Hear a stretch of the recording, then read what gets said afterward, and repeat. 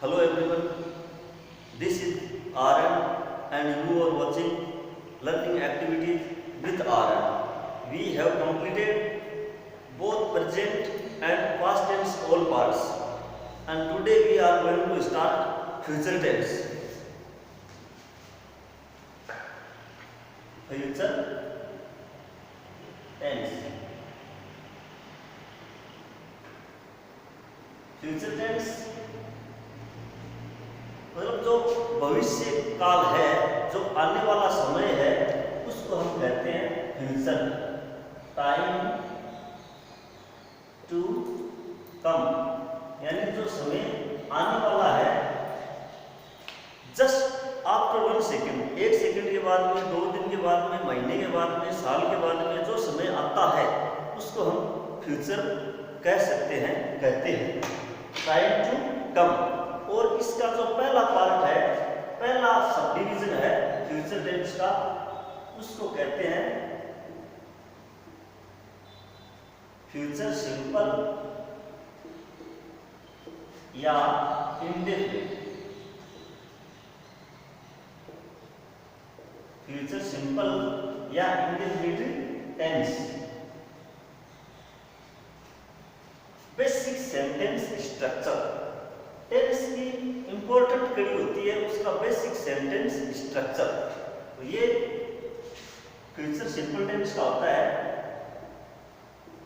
Basic sentence structure. Basic sentence structure सबसे पहले, चाहे किसी भी टेंस का स्ट्रक्चर क्यों ना हो, सबसे पहले सब्जेक्ट आता है, उसके बाद में इस टेंस में shall, oblique, will, helping verbs, shall, oblique, will, helping verbs का प्रयोग किया जाता है। आई और वी के साथ आप शैल का प्रयोग करोगे और विल के साथ जो अदर सब्जेक्ट्स है उनका प्रयोग किया जाता है। आई और वी के साथ शैल का प्रयोग किया जाता है और अदर सब्जेक्ट के साथ विल का प्रयोग करते हैं। उसके बाद में plus V1, first form of verb, उसके बाद में ऑब्जेक्ट। ये है इस फ्यूचर सिंपल या इंडेफिनिट टेंस का basic sentence structure, subject, shall, will plus V1 plus object. उसके बाद में हम देखते हैं आइडेंटिफिकेशन। आइडेंटिफिकेशन जिसको हिंदी में पहचान कहते हैं। आइडेंटिफिकेशन, पहचान। देखिए जिन हिंदी वाक्यों के अंत में गा शब्द आते हैं वह वाक्य फ्यूचर सिंपल या इंडेफिनिट टेंस का होता है। गा, कोमा, गे, कोमा, गी, ये शब्द जिन वाक्यों के अंत में आते हैं गा, गे, की, वह वाक्य फ्यूचर सिंपल या इंडेफिनिट टेंस का होता है। एज एक एग्जांपल लेते हैं, मैं कल जयपुर, मैं कल जयपुर जाऊंगा, यह अंत में आ जाएगा। अगर हम इस सेंटेंस को इंग्लिश में ट्रांसलेट करेंगे तो बेसिक स्ट्रक्चर के हिसाब से हम आसानी से कर सकते हैं। स्ट्रक्चर क्या है कि सबसे पहले सब्जेक्ट लगाओ। सब्जेक्ट क्या है इसमें? मैं को अंग्रेजी में कहते हैं आई।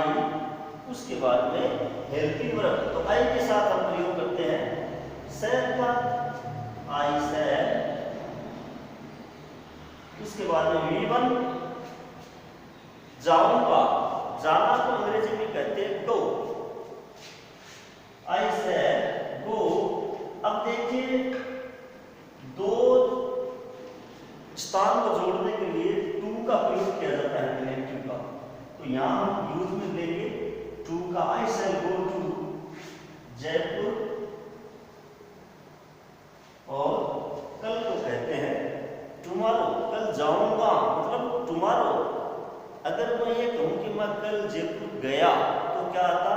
यस्टरडे, जो बीता बीता हुआ कल होता है उसको कहते हैं यस्टरडे, और जो आने वाला कल होता है उसको कहते हैं टुमारो।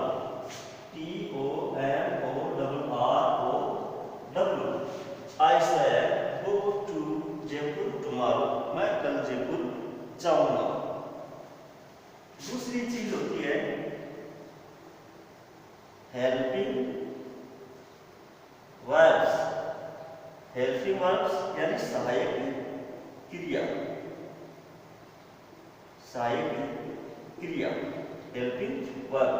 इस टेंस में shall oblique will helping verb का प्रयोग किया जाता है आई और वी के साथ। आई और वी के साथ शैल का प्रयोग किया जाता है और will with other subjects.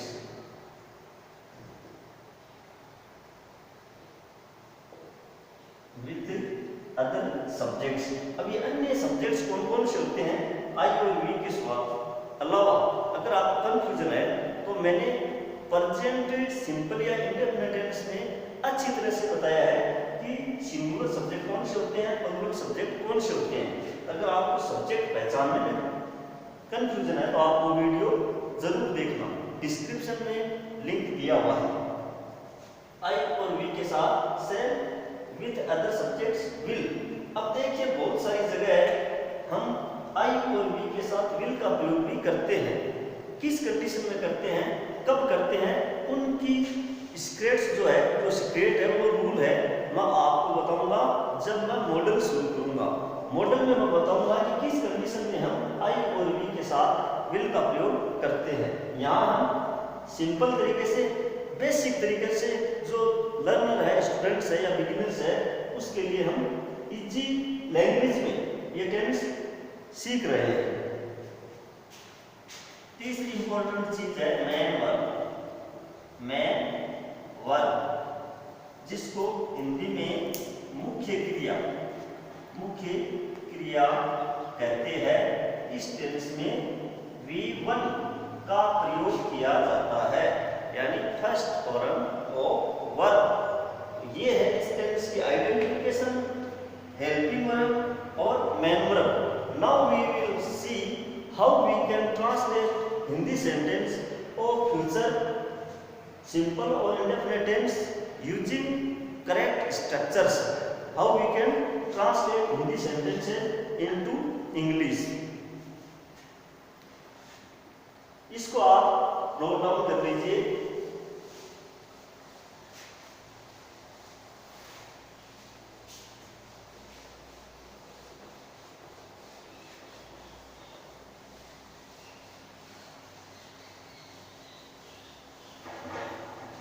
Example के माध्यम से हम रूल को आसानी से सीख सकते हैं। Sentence structure. सबसे पहला सेंटेंस होता है सिंपल सेंटेंस, जिसको हम हिंदी में साधारण वाक्य कहते हैं। और सिंपल सेंटेंस का स्ट्रक्चर वही होता है सभी टेंस का जो बेसिक सेंटेंस स्ट्रक्चर होता है। जैसे इसमें हमने लिखा subject plus shall oblique will plus V1 plus object और फुल स्टॉप। दूसरा सेंटेंस होता है निगेटिव सेंटेंस। इसको हम इस प्रकार बनाएंगे, सबसे पहले करेंगे सब्जेक्ट, उसके बाद में शैल ऑब्लिक विल, उसके बाद में plus not plus V1 plus object और फुल स्टॉप। तीसरा सेंटेंस होता है इंटेरोगेटिव सेंटेंस, जिसको प्रश्नवाचक वाक्य कहते हैं। प्रश्नवाचक वाक्य always starts with helping verbs और WH वर्ब्स। यहाँ हम हेल्पिंग वर्ब ले लेंगे shall oblique will plus subject plus V1 plus object और अंत में क्वेश्चन मार्क। याद रखना, in the end of interrogative sentences question mark और interrogative mark is compulsory. Okay, next sentence होता है इंट्रोगेटिव प्लस नेगेटिव सेंटेंस। इसको हम इस प्रकार ट्रांसलेट करेंगे, शैल will plus subject, shall will plus subject plus note plus V1 plus object और अंत में क्वेश्चन मार्क आता है। ये है हमारे फ्यूचर सिंपल टेंस के सेंटेंस स्ट्रक्चर। हम किसी भी हिंदी वाक्य को इजीली इंग्लिश में ट्रांसलेट कर सकते हैं। जैसे एक एग्जांपल लेते हैं कि वह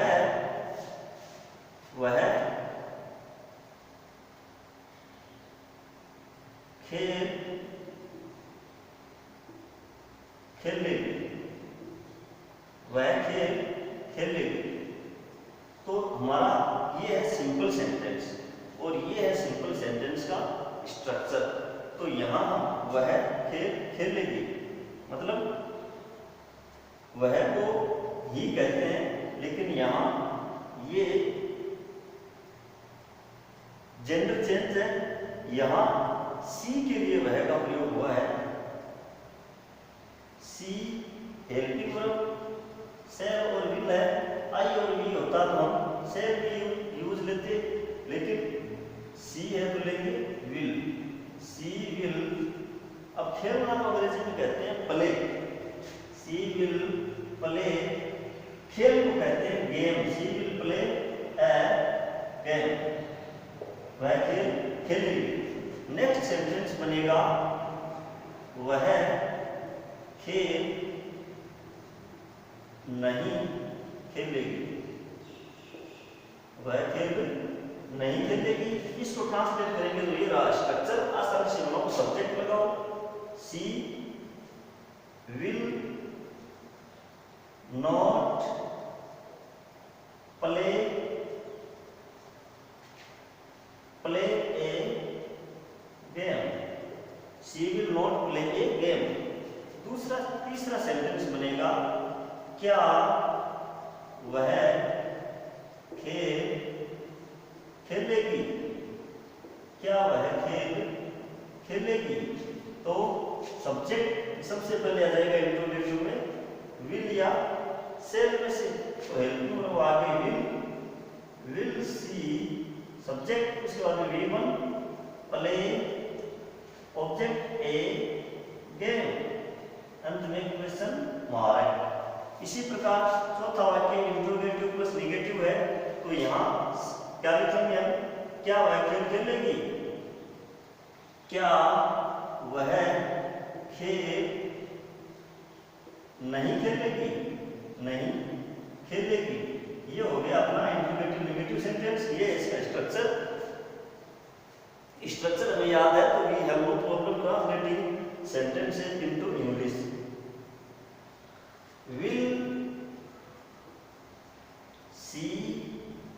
will see not play a game। तो ये था वाक्य जिसका हमने चारों वाक्य का अंग्रेजी में अनुवाद किया कि हम किस प्रकार स्ट्रक्चर का यूज करके, फॉर्मूला का यूज करके हिंदी के वाक्यों को आसानी से अंग्रेजी में अनुवाद कर सकते हैं। जैसे मैं ये कहूँ कि मैं अंग्रेजी बोलूँगा, आई शैल स्पीक इंग्लिश, मैं अंग्रेजी बोलूँगा। आई शैल स्पीक इंग्लिश, मैं अंग्रेजी नहीं बोलूँगा। आई शैल नॉट स्पीक इंग्लिश, क्या मैं अंग्रेजी बोलूँगा, शैल आई स्पीक इंग्लिश, क्या मैं अंग्रेजी नहीं बोलूँगा, शैल आई नॉट स्पीक इंग्लिश। इस प्रकार आप अधिक से अधिक वाक्य बनाइए, प्रयास कीजिए, नोट करते रहे प्रत्येक रूल को, प्रत्येक टेंस के जो रूल है। All the rules are very important. ज़्यादा से ज़्यादा एग्जाम्पल लीजिए और याद करते रहे, घर पर पढ़ते रहे। Thank you for watching, God bless you.